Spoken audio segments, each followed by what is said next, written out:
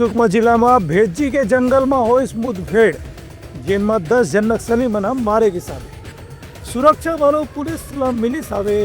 बड़ी सफलता। सुकमा के जंगल में सुरक्षा बल के ऑपरेशन के दौरान 3 महिला समेत 10 नक्सली मल्ला मारे में पुलिस और सुरक्षा बल बड़े सफलता हासिल हुए है। हाल ही के दिन में दूसरे बड़े मुठभेड़ है जिसमें पुलिस और सुरक्षा बल अति बड़ी संख्या में सफलता हासिल हुई से जवान मल्ला नक्सली मन के एरिया कमेटी में जुटे के पूरा जानकारी रही से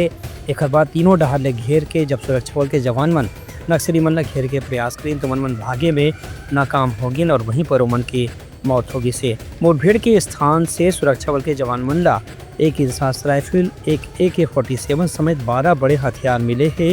मृतक मन में 2 के पहचान दक्षिण बस्तर संभाग के